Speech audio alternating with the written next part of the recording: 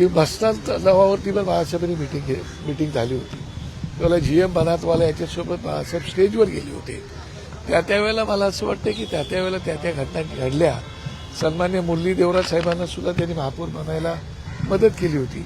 आणि बाळासाहेबांनी जेवढे कठोर होते तेव्हा वेळेप्रसंगी ते सॉफ्ट पण व्हायचे. म्हणजे राजा हा मेणावूनी मऊ, पण वेळेप्रसंगी राजाहून कठोर असावा लागतो. आणि तसं बाळासाहेबांची भूमिका सदैव असायची. ती आपल्या पक्षाच्या हिताची असायची, पण त्याहीपेक्षा जास्त पुढे जाऊन मराठी माणसांच्या हिताची असायची. आजही मला असं वाटतं की ज्यावेळेला बाबरी मशीदचा विषय आला होता त्यावेळेला आम्ही तर कारशिवेला गेलो होतो. त्यावेळेला BJPच्या सगळ्या लोकांनी हात वर केले होते. आणि त्यावेळेला सन्मान्य सुंदरलाल भंडारी साहेब होते. त्या भंडारी साहेबांनी त्यावेळेला आमचं कोणी नव्हतं अशा प्रकारची भाष्य केली होती. त्यावेळेला शिवसैनिक असेल असे ते बोलले होते.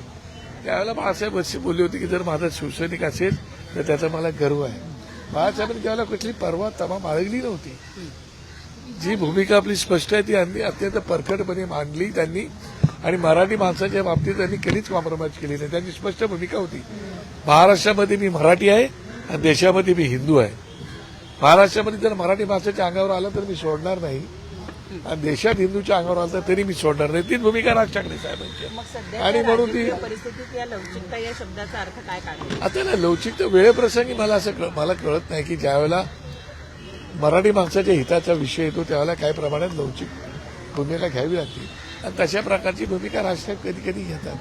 आणि ती मला वाटतं की चुकीची नाही. मुंबईमध्ये पण ही लवचिक भूमिका घेतली जाईल. कारण तुम्ही काल असं म्हणाल मराठी महापौर जर केला जाईल तर राज ठाकरे भाजपला पाठिंबा देऊ शकतात. मला असं वाटतं की त्या बाबतीमध्ये दोघे भाऊ समर्थ आहेत. दोघे भाऊ आज जन्मशताब्दी वर्ष बाळासाहेबांचं सुरू झालेलं आहे.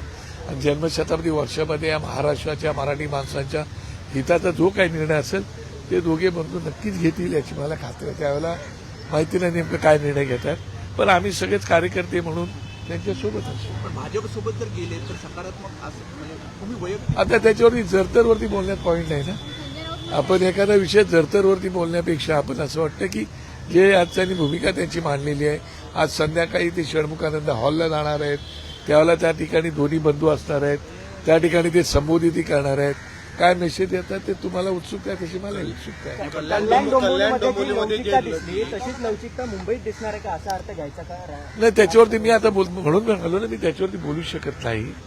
परंतु जे काही हिताचं असेल त्या बाबतीमध्ये दोघे बंधू योग्य तो निर्णय घेऊ शकतात. आता बिहार भवनाचा भाग घातला जातो. भाजपसोबत आम्ही जाऊ, मात्र शिंदेच्या शिवसेनेसोबत जाणार नाही असं संजय राऊत म्हणतात. भाजपसोबत जाणं हे पसंत असणार आहे का? ते आता मी त्याच्यावरती भाष्य करणं, कारण मी पक्षप्रमुखच जे निर्णय घेतले त्याच्यावरती मी बोलणं उचित नाही. माझ्या मनात काही जरी भावना असल्या तरी ते बोलणं उचित नाही. कारण काय पक्षप्रमुखांनीच काही निर्णय स्वतःच बोलायचे असतात, ते त्यांनीच बोलणं उचित आहे. बिहार भवनाचा घाट घातला जातोय, त्याबद्दल काय सांगाल? नाही, मला असं वाटतं की एवढं पण करू नये ना. म्हणजे आम्ही आपलं त्याला काय बोलतात नैतिकता धरून चालतो, सगळ्यांना सोबत घेऊन जाण्याची भूमिका ठेवली तरी मराठी माणसाला दुःख होईल, मराठी माणसाच्या भावनेला ठेच पोहोचेल अशा प्रकारचं राज्य सरकारने पण करू नये असं मला त्यांना सत्य सांगायचं. नगरसेवकांवर काही नोटीस किंवा कारवाई केली जाणार आहे? अजून तरी मला माहिती नाही त्या विषयावरती. साहेबांचं माझं बोलणं झालेलं आहे, परंतु अजून तरी साहेब त्याच्यावरती काय असं कळतं की राज ठाकरेंना हे सगळं माहीत होतं किंवा त्याची पूर्वकल्पना की कधी स्थानिक नेतृत्व दिली होती? मला असं वाटतं की स्थानिक नेतृत्वाला आम्ही सही कल्पना दिली होती की तुम्हाला स्थानिक लेवलवरती काय करायचं ते करा. त्याप्रमाणे त्यांनी ती भूमिका घेतलेली आहे.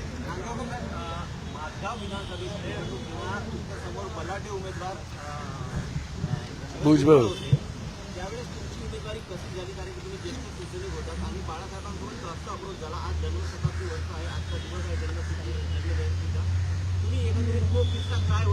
नाही, कसं आहे की बाळासाहेबांसोबतची जी म्हणजे सन्मान्य भुजबळ साहेबांच्या समोर जी माझी उमेदवारी दिली होती ती सन्मान्य राजसाहेबांनीच माझी उमेदवारी त्यावेळेला की सामना प्रेसमध्ये राजसाहेब होते, उद्धव साहेब होते, पण राजसाहेबांचा प्रामुख्याने त्याचा रोल होता. आणि त्यावेळेला त्यांनी मला सांगितलं होतं की तू भुजबळ साहेबांसोबत, त्यावेळेला मी नागपाड्यामध्ये नगरसेवक होतो, मला सांगितलं होतं की तू भुजबळांसोबत उभा राहणार का? तर म्हटलं साहेब आपण आशीर्वाद दिला तर मी उभा राहीन, मला काय अडचण नाही. निवडून येणार का? तर म्हटलं 100% निवडून येईन, मला पूर्ण खात्री आहे. नक्की नक्की. बोला नाही तुला ओव्हर कॉन्फिडन्स आहे. मी मला ओव्हर कॉन्फिडन्स आहे, मोर कॉन्फिडन्स आहे की नक्की मी निवडून येईल तिथे म्हणून. तर मला बोला अरे मला तुझा जरा अति फाजीलपणा वाटतोय, फाजील आत्मविश्वास वाटतो. म्हणजे नाही साहेब. मग आमच्या दोघांची भेट लागली होती. मी बोललो मग भेट लावा, मी निवडून येणार की नाही याच्यावरती. ते बोले लाव भेट.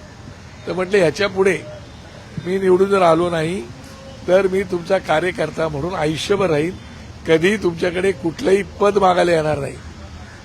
त्यावेळेलाही मी शिवसैनिक होतो, पद माझं कुठलंच नव्हतं. त्याच्यानंतर मी नगरसेवक झालो होतो. शिवसैनिक टू नगरसेवक, पद मागायला येणार नाही, तिकीटचा विषयच येत नाही. बोललं बरं, मग तुझी आता अटक आहे. म्हटलं मी निवडून आल्यानंतर तुम्ही नाचायला यायचं. आणि त्याप्रमाणे राज ठाकरे साहेब माझ्याकडे निवडून आल्यावर नाचायला आले होते, हे लक्षात घ्या. आणि नंतर मग लोकांनी, भुजबळ साहेबांना मी नाही पाडलं, लोकांनी पाडलं. काय त्यावेळेला मग बाळासाहेबांकडे मला घेऊन गेले. मग बाळासाहेबांना माझं नाव सांगितलं. मग बाळासाहेबांनी पण रिपोर्ट कलेक्ट केला. त्याच्यानंतर निवडणुका जवळ आल्यानंतर मनोहर जोशी साहेब, आनंद दिघे साहेब, नाना पाटेकर साहेब, नीता नाईक, दादा कोंडके अशी मोठी मोठी नावं यायला लागली. मला तर 1.5-2 वर्ष ऑलरेडी सांगितलं होतं की तू कामाला लाग म्हणून. आणि मी नागपाड्यामध्ये नगरसेवक होतो आणि मी कामाला लागलेलो होतो. मग आम्ही 100-150 पोरं घेऊन मी आनंद दिघेंकडे गेलो होतो, त्यांच्या आनंद मठात. त्यावेळेला तो 2:30-3 वाजता आम्हाला आनंद दिघे भेटले होते. तर आम्ही सगळ्यांनी म्हणून आनंद दिघेंना सांगितलं की साहेब तुम्ही माझगावमध्ये तुम्ही निवडणुकीला उभा जर राहत असाल तर आम्ही तुम्हाला निवडून आणू. तर ते म्हणाले की अरे बाळा मी तिकडे उभं राहून कसं चालेल, मला तर ठाणा बघायचं आहे. तर म्हटलं नाही, तुम्ही इकडे उभे राहा, आम्ही 100% निवडून आलो. तर बोलले नाही, म्हणाले मला जमणार नाही. आणि समजा मी उभं राहिलो, निवडून आलो, तिकडे काम कोण करणार. तर म्हटलं मी बाजूच्याच वॉर्डला नगरसेवक आहे, तुम्ही 1-2 महिन्यातून एकदा आलं तरी चालेल, बाकी तुमचा वॉर्ड मी सांभाळेन. असा दिघेने मी शब्द दिला होता. पण दिघे बोलला नाही नाही बाळा, काय तिकडे का मी राहणार नाही उभा, तू आपला तिकडे बघ काय करायचं ते.